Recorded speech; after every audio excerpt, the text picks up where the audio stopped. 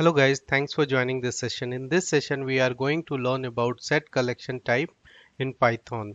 But prior to that, let's look into that what we have learned so far in a collection type. So let's look into the diagram. So far we have seen the dictionary collection type, list collection type. Now we are looking into set collection type. So first of all, we will look into that how to create set collection type in Python. So what is set is? Set is again an unordered collections of immutable objects that doesn't allow any duplicates value. So how do we can create set? So let's look into that. Let's go to spider. So now we will define set. So how do we can create set?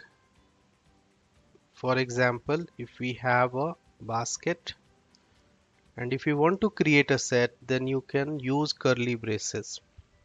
So curly braces, and within that we need to define the items within set. For example, apples, oranges, orange, grapes. So this is the way you can create a set within Python. So now when you execute it, so let's look into that what Python will create for that. So let's look into that. Let's run it. Now let's look into the type. So here I have written that to print the type of what kind of data type it is. If you run it, then you will get that it is of type set. So this is one of the way by which you can create a set. Another way is we can use set constructor. So how to do that? For example, if we are going to create another set with the help of set constructor, so we need to write set, and within that we need to write, for example, fruit1. This is another set. So now if you will run it, then it will create another set for you. See here. And if you will check the type of this set1, so look into that what it is printing. Set1, run it, then you will find that it is a type set. Now we know that how to create set, but suppose if we want to insert another record or another item within set, so how to do that? So let's look into that. Add an item to existing set. So to do that, again we are going to use, for example, we have basket dot add. There is other method called add, and we will add apricot and run it. And if you will print, then you will find that print basket, then you will find that it has added apricot.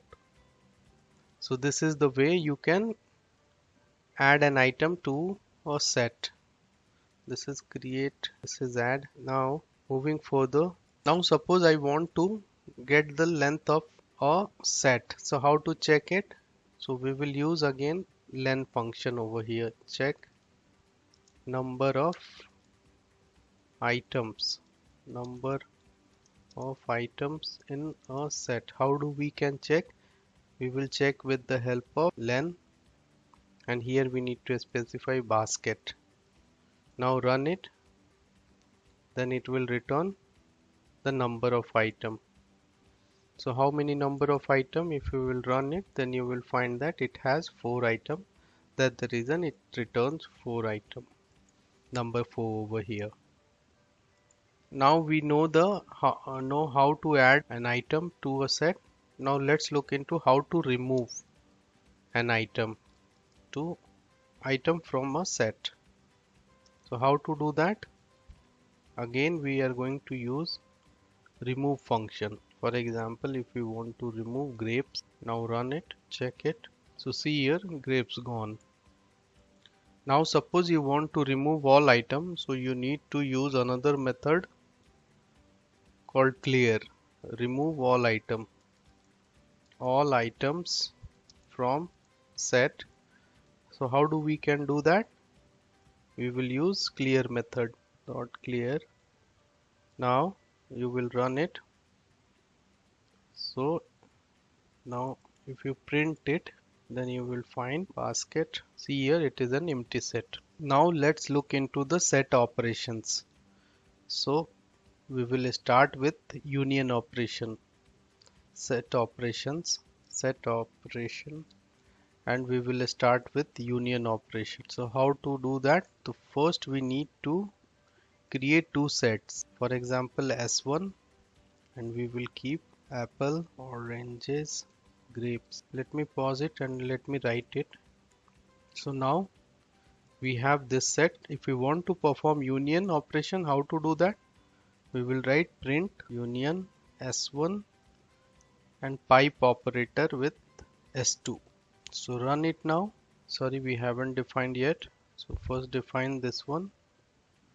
Now run it. Then you will find that it has done the union operation. See here, it has combined S1, set S1 and S2 both. So now we have seen union operation. Let's move further and do the intersection operation. So how to do that? We need to do intersection with the section. So we will use intersection operator, that is AND operator into that. So here put replace AND with pipe operator, run it, then you will find that there is nothing common within that for intersection. So what we will do, we will add a common element. I will add banana again over here. So banana is a common element. So we need to find the intersection. So first run it. Now again we will run this one. Then you will find that banana. It has returned banana because banana exists within both the set. So now we understand intersection. Let's move further. Now let's look into the difference operation. So whatever the thing which is not common, that will return differences. So how to do that? Again we will use minus operator over here, and here set 1 minus S2, it will return the differences. See here, it has returned apple, oranges and grapes. So it has returned the uncommon element from the set 1. If suppose if we will reverse it, let's look into that, what it will return. S2 minus S1, then it will return S2 sets. See here. So it has returned that which are the uncommon element from set 2.